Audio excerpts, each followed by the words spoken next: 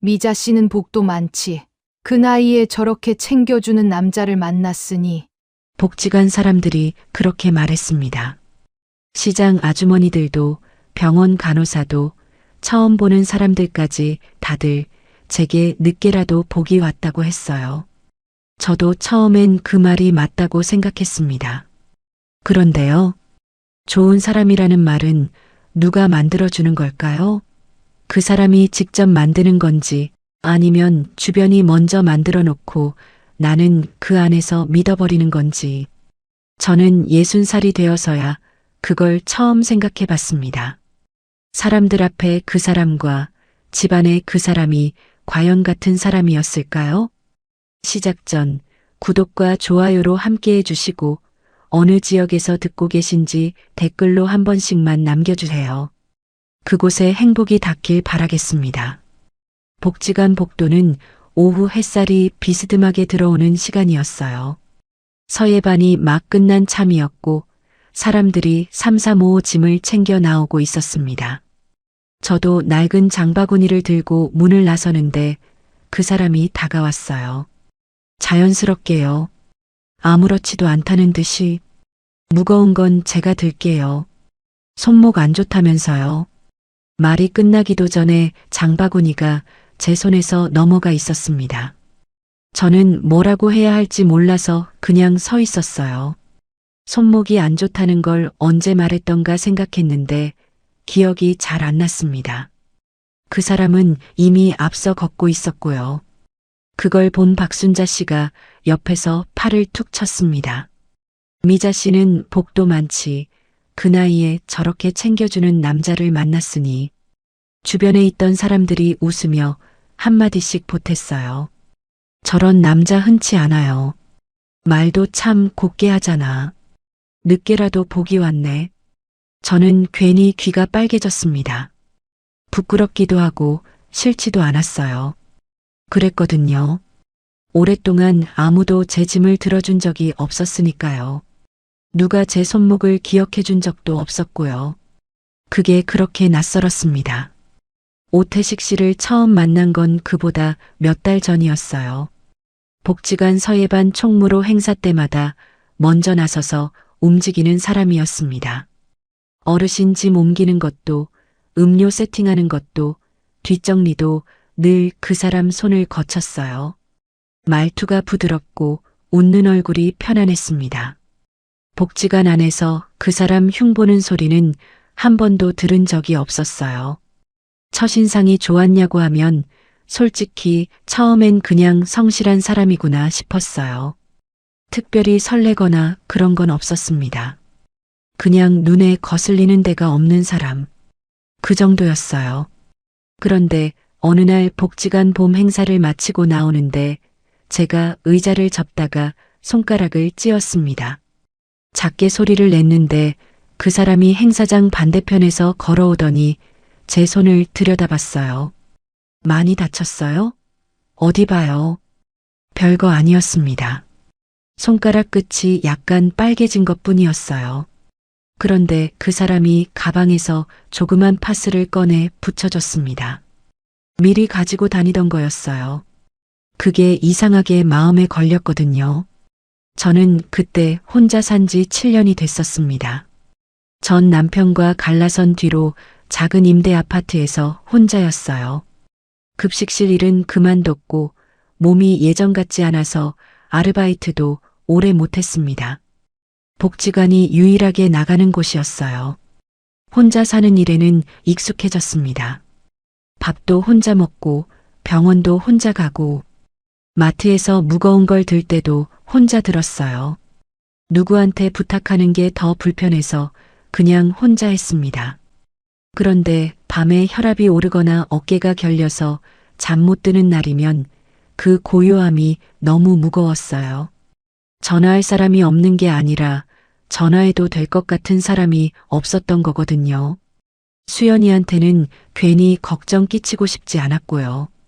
그 애는 그것만으로도 충분히 바쁘게 살고 있었으니까요. 그러던 어느 날 복지관 주차장에서 태식 씨가 말을 걸었습니다. 미자 씨, 혼자 가세요? 저도 이쪽 방향인데. 같이 걸어가면서 별것도 아닌 이야기를 했어요. 날씨, 서예반 새로 나온 붓, 다음 달 복지관 봄 행사. 그 사람 목소리가 조용하고 낮아서 옆에서 들으면 귀가 편했습니다. 말을 많이 하는 사람도 아니었어요. 적당히 듣고 적당히 말하고. 그런데 제 말을 끊은 적이 없었어요. 제가 말하는 동안 항상 얼굴을 보면서 들었습니다. 그게 또 낯설었거든요. 그렇게 한두 번 마주치다가 같이 시장에 가게 됐고 병원에도 같이 가게 됐어요. 병원 날이었습니다. 혈압이 며칠째 잡히지 않아서 동네 내과에 갔어요. 접수대에서 보험증을 꺼내다가 손이 조금 떨렸습니다. 요즘 들어 가끔 그랬거든요. 작은 것도 손이 먼저 반응하는 게 나이 탓인지 긴장 탓인지 잘 모르겠어서요. 접수증을 쓰다가 볼펜을 한번 떨어뜨렸습니다. 그때 태식 씨가 조용히 제 옆에 서서 접수를 대신했어요. 이런 건 혼자 하지 말아요. 괜히 더 힘들어져요. 간호사가 웃으며 말했습니다. 남편분이 참 자상하시네요. 아직 남편도 아닌데 그런 말을 들었어요. 이상하게 마음이 놓였습니다. 그 말이 맞다 틀리다가 아니라 그냥 누군가 옆에 있다는 게 그렇게 느껴졌어요. 대기 의자에 앉아서 번호표를 쥐고 있는데 태식 씨가 자판기에서 따뜻한 음료를 뽑아왔습니다. 아무 말 없이 그냥 옆에 놓고 앉았어요. 저는 그 종이컵을 두 손으로 감쌌습니다. 오래 혼자였다는 게 그 순간 갑자기 실감이 났어요. 그날 저녁 수연이한테 전화를 했습니다. 딸한테 태식 씨 이야기를 꺼낸 건 그때가 처음이었어요.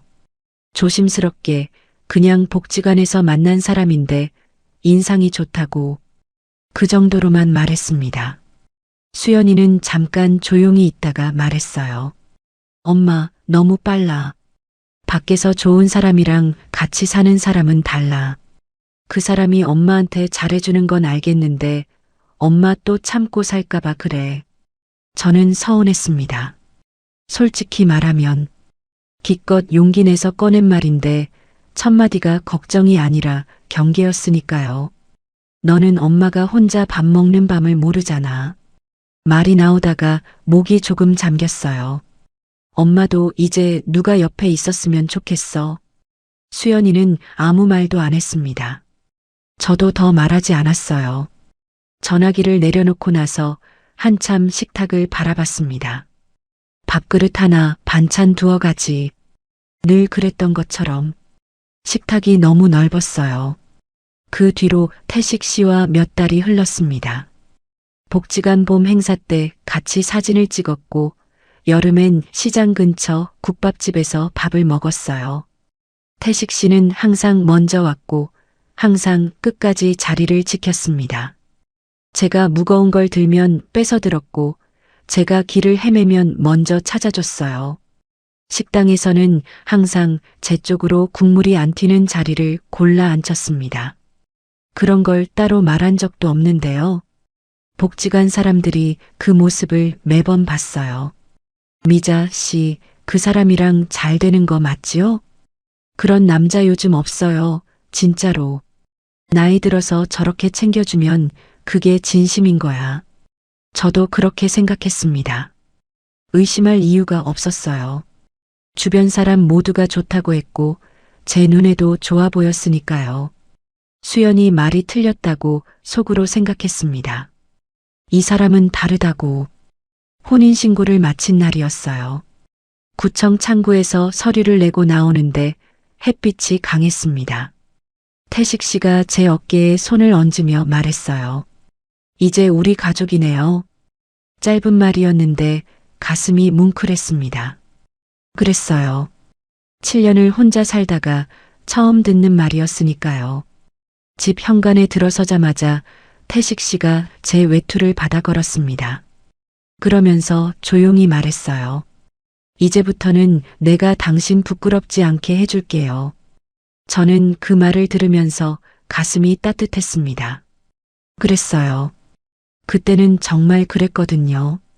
그 말 안에 무엇이 들어있는지 저는 그날 밤엔 몰랐습니다. 처음 며칠은 괜찮았어요. 아침에 눈을 뜨면 태식 씨가 물을 데워놨습니다. 식탁 위에 따뜻한 보리차 한 잔이 놓여 있었어요. 저는 그게 좋았거든요.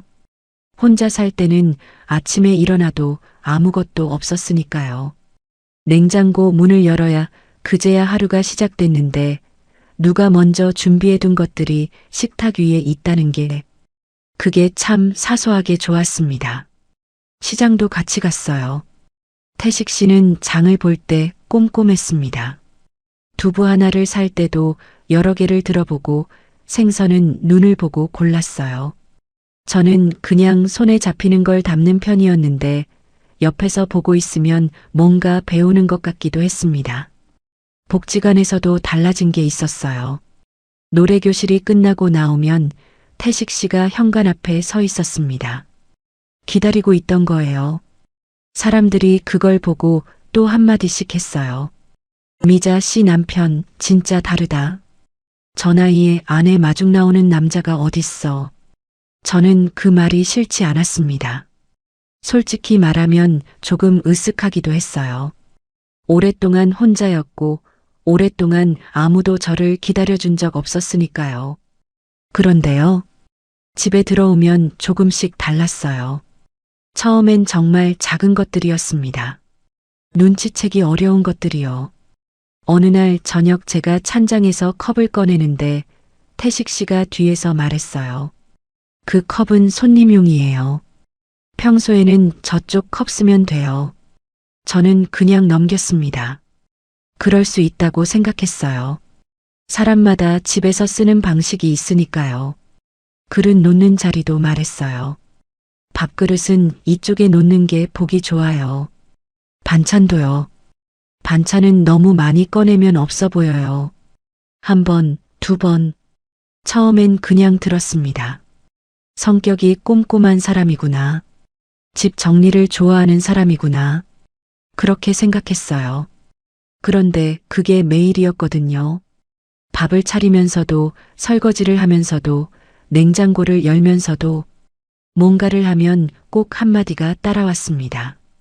크게 화내는 것도 아니고 소리를 높이는 것도 아니에요. 그냥 조용하고 점잖은 말투로. 그래서 제가 뭐라고 하기가 더 어려웠습니다. 화를 내는 것도 아닌데 제가 예민하게 받아들이는 건가 싶었거든요. 그 무렵이었어요. 복지관 노래교실 가는 날이었습니다. 저는 옷장에서 자주색 카디건을 꺼냈어요. 딸 수연이가 지난 생일에 사준 옷이었습니다. 입으면 기분이 좋아지는 색이었어요. 밝고 따뜻하고. 저는 그 옷을 입을 때마다 수연이 생각이 났거든요. 거울 앞에서 머리를 정리하고 있었는데 태식 씨가 뒤에서 말했습니다. 그 옷은 좀 튀어요. 저는 손을 멈췄어요. 우리 나이에 너무 튀면 사람들이 가볍게 봐요. 색이 너무 강해. 잠깐 침묵이 있었습니다. 저는 거울 속에서 제 얼굴을 봤어요. 뭐라고 해야 할지 몰랐습니다. 태식 씨가 옷장을 열어 회색 조끼를 꺼내 들었어요. 이게 훨씬 단정해 보여요. 저는 가디건을 벗었습니다. 아무 말도 못하고요. 회색 조끼를 입고 거울을 봤어요. 단정하긴 했습니다. 그런데 아까보다 제 얼굴이 더 어두워 보였어요. 그냥 그렇게 느껴졌거든요.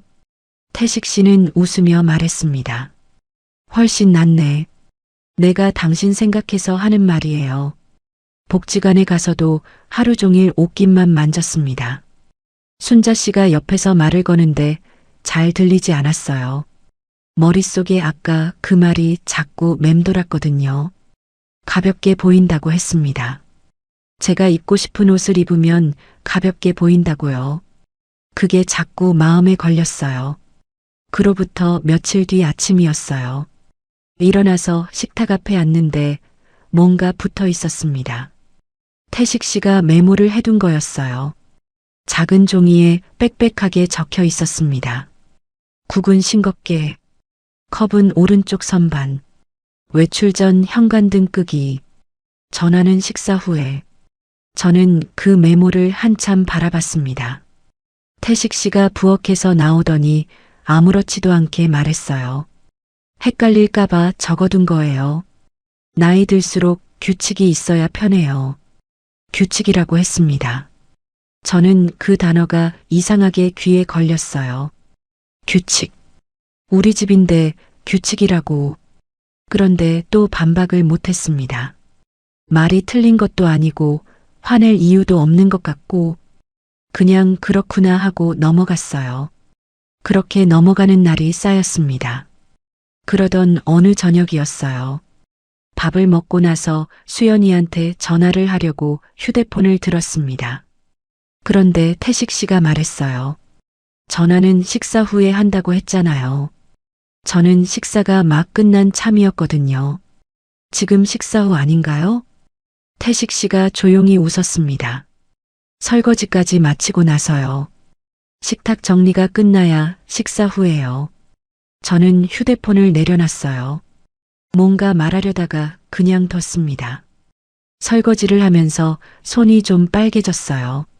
물이 뜨거웠던 건지 제가 세게 문질렀던 건지 잘 모르겠어요.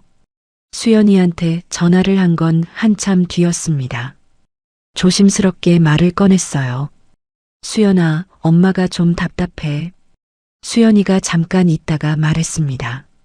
엄마가 선택했잖아. 그리고 그분, 사람들한테는 정말 좋다며. 저는 전화기를 든 채 아무 말도 못했어요. 맞는 말이었거든요. 제가 선택한 거 맞고 사람들한테 좋은 사람인 것도 맞습니다. 그런데 제가 느끼는 이 답답함은 어디다 말해야 하는 건지, 뭐라고 설명해야 상대가 알아듣는 건지, 소리 지른 적 없고 욕한 적 없고 손 뗀 적도 없는 사람한테 뭐가 힘드냐고 하면 저도 뭐라고 대답을 못 하겠거든요. 전화를 끊고 나서 창밖을 봤습니다. 바깥은 어두웠어요. 옆에서 태식 씨가 TV를 보고 있었습니다. 리모컨을 들고 조용히. 볼륨은 낮았고 거실에는 별다른 소리가 없었어요. 저는 부엌에 서서 행주를 접었다 폈다 했습니다. 할 일이 없는데 손이 가만히 있질 못했어요. 그날 밤 잠자리에 들면서 천장을 봤습니다. 숨이 편하지 않았어요. 답답한 건지 무거운 건지 딱 뭐라고 이름 붙이기 어려운 감각이었습니다. 혼자 살 때는 외로웠어요. 그런데 지금은 외롭지 않은데 다른 뭔가가 눌리는 느낌이었거든요. 그 차이를 그때는 설명을 못했습니다. 자주색 카디건이 옷장 안에 걸려 있다는 걸 알면서도 꺼낼 생각을 못했어요. 그게 이상하다는 걸 그때는 아직 몰랐습니다. 복지관 벤치였어요. 햇볕이 좋은 날이었는데 저는 그날따라 마음이 무거웠습니다. 노래교실이 끝나고 순자 씨랑 나란히 앉아서 음료수를 마시고 있었어요.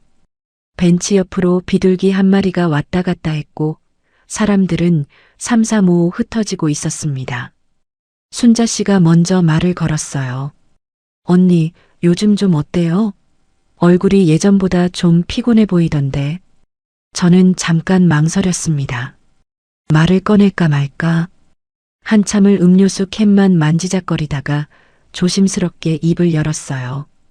태식 씨가 집에서는 좀 달라요. 순자 씨가 눈썹을 올렸어요. 달라요? 어떻게요? 말을 많이 해요. 제가 하는 것마다 컵 놓는 것도 옷 입는 것도 전화하는 것도 규칙이 있어요, 집안에. 순자 씨가 잠깐 저를 봤습니다. 그러더니 웃었어요. 남자들 다 조금씩 잔소리하지 뭐. 그래도 언니 챙기는 건 진짜 잘하잖아요. 우리가 보기엔 그분처럼 잘 챙겨주는 남자가 없던데. 저는 더 말하려다가 멈췄습니다. 맞는 말이었어요. 밖에서 보면 그렇게 보이니까요. 장바구니 들어주고 마중 나오고 사람들한테 살갑게 대하고 그걸 다 보고 온 사람한테 집에서는 다르다고 하면 어디서부터 설명을 해야 하는 건지 저도 몰랐습니다. 뭐가 문제인지 말로 꺼내려고 하면 손에 안 잡혔어요. 그냥 매일 조금씩 숨이 좁아지는 느낌인데 그걸 어떻게 설명하는 건지 그때였습니다. 저 멀리서 태식 씨가 걸어오는 게 보였어요. 복지관 건물 쪽에서 나오더니 우리 쪽으로 천천히 오고 있었습니다. 저는 숨을 한번 골랐어요. 태식 씨가 다가와서 자연스럽게 제 어깨에 손을 얹었습니다. 여기 있었어요? 찾았네. 그리고 순자 씨를 보면서 웃었어요.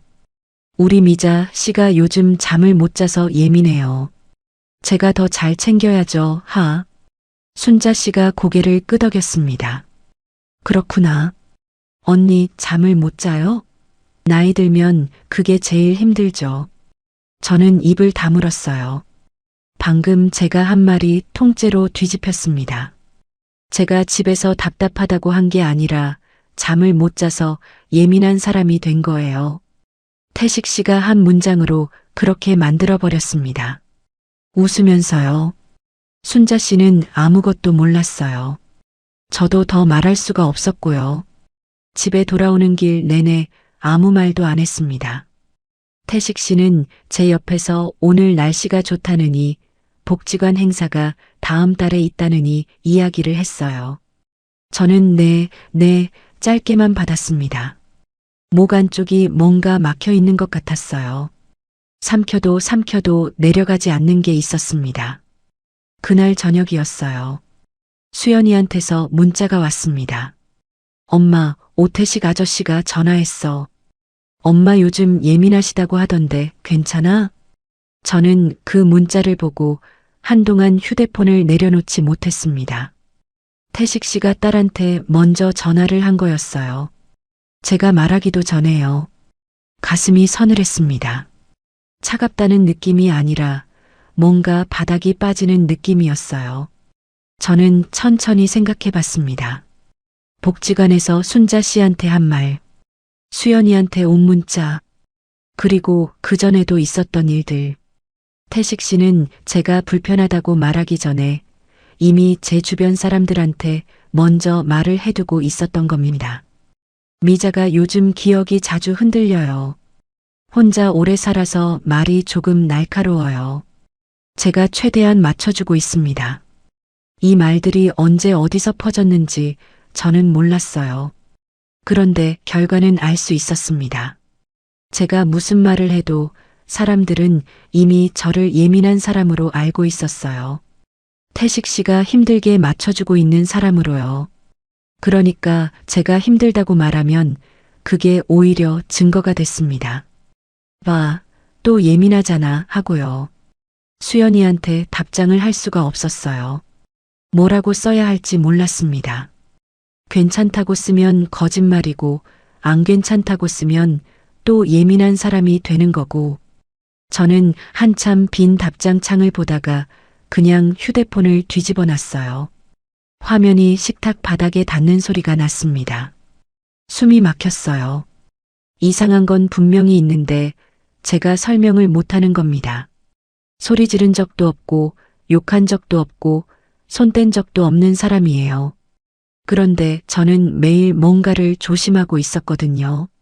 컵 하나 꺼낼 때도, 옷 하나 입을 때도, 전화 한 통 할 때도 그게 쌓이면 어떻게 되는 건지 그때는 이름을 못 붙였습니다. 그날 밤 태식 씨가 TV를 끄고 말했습니다. 미자 씨, 복지관 나가서 집안 얘기하지 마요. 저는 가만히 있었어요. 당신 말투로 말하면 사람들이 나를 이상하게 봐요. 내가 당신한테 잘못하는 것처럼 되잖아요. 목소리는 낮았습니다. 화난 것도 아니었어요. 그냥 담담하게 말하는 거였어요. 당신이 예민한 거 내가 얼마나 감싸주고 있는데. 저는 손이 떨렸습니다. 무릎 위에 올려둔 손이 작게 떨렸어요. 태식 씨는 그걸 모르고 있었습니다. 저는 그 순간 조용히 옆에 있던 휴대폰을 손으로 감쌌어요. 화면이 꺼진 상태였습니다. 태식 씨는 계속 말하고 있었고요. 손이 떨려서 화면을 2번 잘못 눌렀습니다. 세 번째에 녹음 버튼이 켜졌어요. 태식 씨는 몰랐습니다. 저는 휴대폰을 식탁 밑에 뒤집어 놨어요. 화면이 바닥을 향하게요. 심장이 빠르게 뛰었습니다. 들킬까봐가 아니었어요. 이게 맞는 건가? 내가 지금 뭘 하는 건가? 그 생각 때문이었어요. 녹음을 하면 뭔가 달라지는 건지 아니면 그냥 제 불안이 더 커지는 건지도 몰랐습니다. 그냥 손이 먼저 움직였어요. 태식 씨가 말을 마치고 안방으로 들어갔습니다. 거실에 혼자 남았어요. 녹음을 멈추고 파일을 저장하려는데 제목을 뭐라고 써야 할지 몰랐습니다. 손가락이 자판 위에서 멈춰 있었어요. 한참을 그러다가 눌렀습니다. 거실 첫 번째. 그렇게 저장했어요. 파일 이름을 보면서 저는 한동안 그 자리에 있었습니다. 거실 불빛이 노랬어요. 밖에서는 바람 소리가 조금 들렸고요. 안방에서는 아무 소리도 안 났습니다. 태식 씨는 이미 잠든 것 같았어요. 저는 그 조용함 속에서 혼자 휴대폰을 쥐고 있었습니다. 참는 사람이 아니라 모으는 사람이 되기로 한 건 그날 밤이었어요. 그게 의도한 건지 그냥 그렇게 된 건지는 저도 모르겠습니다. 다만 그 파일 하나가 생기고 나서 저는 조금 달라졌어요. 무너지지 않으려고 버티는 게 아니라 뭔가를 쌓아가는 느낌이 생긴 거거든요. 아주 작게요. 아주 조용하게요. 태식 씨는 그날도 몰랐고 그 다음 날도 몰랐습니다. 냉장고 문을 여는데 뭔가 붙어 있었어요. 메모였습니다. 이번엔 식탁이 아니라 냉장고 문이었어요. 전보다 항목이 늘어 있었습니다. 태식 씨 글씨로 반듯하게 적혀 있었어요. 김치는 작은 접시에, 반찬은 3가지 이상 금지, 오전 전화 금지, 복지관은 주 1회만, 외출 전 목적 말하기. 저는 그 메모를 한 줄씩 읽었습니다. 복지관은 주 1회만. 그 줄에서 손이 멈췄어요. 복지관이 유일하게 나가는 곳이었거든요. 거기서 순자 씨 만나고 노래교실 듣고 그게 일주일 중에 제가 숨 쉬는 시간이었는데 그걸 주 1회로 줄인다고요. 메모를 떼려고 손을 올렸습니다. 그때 태식 씨가 부엌으로 들어왔어요. 왜 떼요? 당신 편하라고 해놓은 건데. 저는 손을 내렸습니다. 외출 전 목적 말하라는 건 무슨 뜻이에요? 태식 씨가 아무렇지도 않게 말했어요. 어디 가는지 알아야 챙겨주죠. 그게 부부 아닌가요? 말이 틀리지 않았어요. 그래서 더 답답했습니다. 틀린 말이었으면 반박이라도 하겠는데 이렇게 나오면 제가 뭐라고 해야 하는 건지. 저는 냉장고 문을 닫고 그냥 돌아섰어요. 그날 오후였어요. 허리가 며칠째 당겼습니다. 자다가 깨는 날이 늘었고 아침에 일어나면 허리 아래가 뻣뻣했어요. 전에 다니던 정형외과에 예약을 해뒀었습니다. 문자로 예약 확인까지 받아놨어요. 그런데 병원에서 문자가 왔습니다. 예약이 취소되었습니다. 저는 문자를 2번 읽었어요. 제가 취소한 적이 없었거든요. 태식 씨한테 물었습니다. 내 병원 예약 왜 취소했어요? 태식 씨가 거실 소파에 앉아서 신문을 접으며 말했어요. 그 병원 별로예요. 내가 아는 데가 있어요. 거기가 훨씬 나아요. 그래도 제가 직접 예약한 건데 당신은 그런 거 혼자 판단하지 마요. 괜히 돌팔이한테 가서 손해봐요. 목소리는 여전히 낮았습니다. 화난 기색도 없었어요. 그냥 당연하다는 듯이 말하는 거였습니다. 저는 그 자리에 가만히 서 있었어요. 병원이었습니다. 제 몸이 아파서 제가 잡은 병원이었어요. 그걸 제 모르게 취소했습니다. 이건 컵자리나 반찬 가짓수랑은 달랐어요. 제 몸에 관한 거였거든요. 내 몸인데 내 몸을 어디서 치료받을지도 내가 정할 수 없는 건가. 그 생각이 드는데 입이 안 열렸습니다. 알겠어요. 그 말만 하고 부엌으로 들어갔어요. 싱크대 앞에 서서 물을 틀었습니다. 차가운 물이 손등 위로 흘렀어요. 한참 그러고 있었습니다. 물소리가 나는 동안엔 아무 소리도 안 들렸으니까요. 그 주 목요일이었어요. 수연이한테서 연락이 없었습니다. 제가 먼저 전화를 하려다가 오전이라 참았어요. 냉장고 메모에 오전 전화 금지라고 써 있었으니까요. 제 딸한테 전화하는 것도 시간을 맞춰야 하는 집이 됐습니다. 점심을 먹고 나서 전화를 했어요. 수연이는 바쁜 중간에 받았습니다. 엄마, 나 지금 회의 전인데 무슨 일이야? 아니, 그냥 보고 싶어서. 엄마, 나 끊을게. 이따 문자해. 뚝 끊겼어요. 저는 휴대폰을 내려놓고 창밖을 봤습니다. 별일 아니었어요. 바쁜 딸이 전화를 짧게 받은 것뿐이에요. 그런데 이상하게 눈이 따가웠습니다. 울 것까지는 없는 일인데 그냥 눈이 따가웠어요. 그날 저녁이었습니다. 초인종이 울렸어요. 태식 씨가 나가서 문을 열었습니다. 저는 부엌에 있었는데 현관 쪽에서 목소리가 들렸어요. 수연이 목소리였습니다. 저는 앞치마를 벗으면서 나갔어요. 수연이가 현관에 서 있었습니다. 예고 없이 온 거였어요. 손에 뭔가 들고 있었어요. 과일이었습니다. 엄마, 나왔어. 그런데 수연이 표정이 조금 이상했어요. 뭔가를 보고 있었거든요. 저를 보는 게 아니라 저 너머를 보는 얼굴이었습니다. 제가 뒤를 돌아봤어요. 태식 씨가 부엌 쪽에 서 있었습니다. 손에 컵을 들고 있었어요. 그 컵은 손님용이라고 했잖아요. 목소리가 낮았습니다. 몇 번을 말해야 기억해요? 저는 아무 말도 못했어요. 컵을 내려놓았습니다. 수연이가 그걸 봤습니다. 태식 씨는 현관 쪽으로 걸어오더니 수연이한테 웃으면서 말했어요. 아이고, 수연 씨 왔어요? 어머니가 요즘 자꾸 깜빡깜빡해서 제가 챙기느라 그래요. 들어와요, 들어와. 수연이는 안으로 들어오면서도 저를 봤습니다.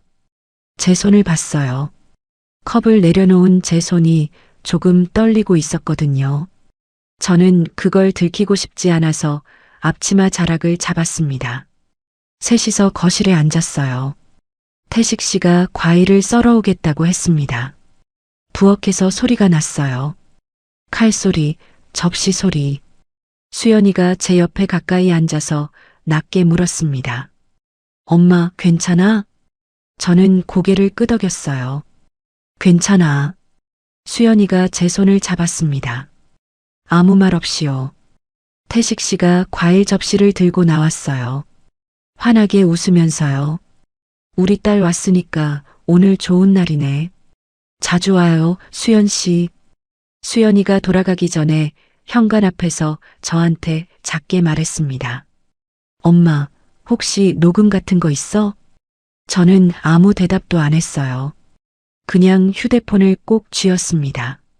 수연이는 그걸 보고 잠깐 제 얼굴을 봤어요. 그리고 아무 말 없이 나갔습니다. 문이 닫히고 나서 거실로 돌아왔어요. 태식 씨는 소파에 앉아 TV를 틀고 있었습니다. 과일 접시가 식탁 위에 그대로 있었어요. 저는 방으로 들어가서 휴대폰을 열었습니다. 녹음 파일 목록을 봤어요. 거실 첫 번째, 그 파일 하나였습니다. 그런데 그날 저는 새 파일을 하나 더 만들기로 했어요. 수연이가 물어봤으니까요. 누군가 물어봤다는 게 이상하게 힘이 됐습니다. 혼자 모으는 거랑 누군가 알고 있는 거랑은 달랐거든요. 저는 베개에 등을 기대고 천장을 봤어요. 조용한 밤이었습니다. 옆방에서 TV 소리가 낮게 들렸어요. 이 집에서 나가야겠다는 생각이 처음으로 들었습니다. 그때요.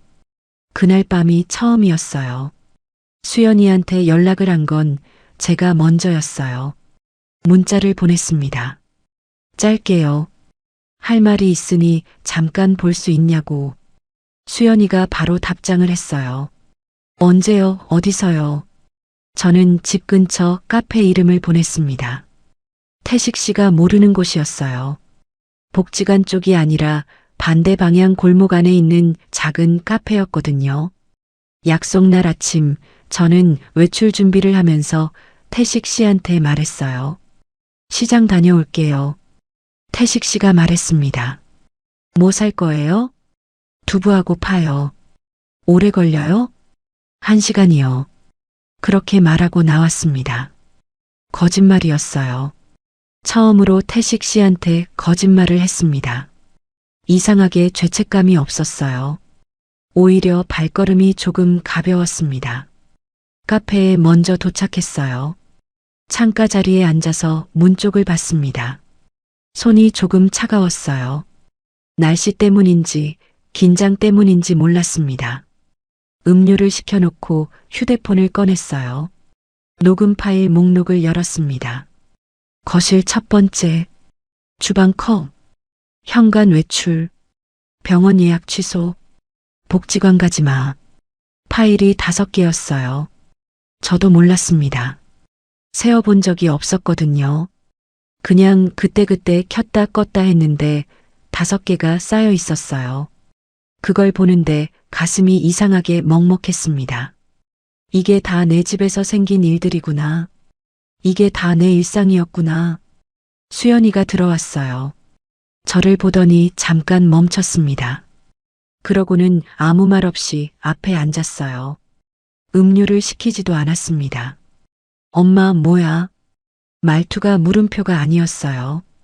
그냥 낮은 목소리였습니다. 저는 휴대폰을 식탁 위에 올려놨어요. 화면이 위를 향하게요. 엄마가 말로 하면 아무도 안 믿을 것 같아서 그냥 모았어. 수연이가 화면을 봤습니다. 파일 이름들을 읽었어요. 얼굴이 굳었습니다. 아무 말도 안 했어요. 들어볼래? 수연이가 고개를 끄덕였습니다. 저는 첫 번째 파일을 눌렀어요. 볼륨을 낮게 해서요. 카페 아니라 주변 소리가 있었는데 태식 씨 목소리는 그 안에서도 또렷하게 들렸습니다. 조용하고 낮고 담담한 목소리였어요. 밖에 나가서 집안 얘기하지 마요. 당신 말투로 말하면 사람들이 나를 이상하게 봐요. 수연이가 테이블 위에 놓인 두 손을 꽉 쥐었습니다. 두 번째 파일이었어요. 그 컵은 손님용이라고 했잖아요. 몇 번을 말해야 기억해요? 수연이 입술이 얇아졌어요. 세 번째 파일이었습니다. 당신은 나 없으면 아무것도 못해요. 자식들도 당신 귀찮아하는 거 몰라요? 내가 아니면 누가 당신 데리고 살아요? 카페 안이 갑자기 조용해진 것 같았어요. 실제로는 그렇지 않았겠지만 저는 그렇게 느꼈습니다. 수연이가 고개를 숙였어요.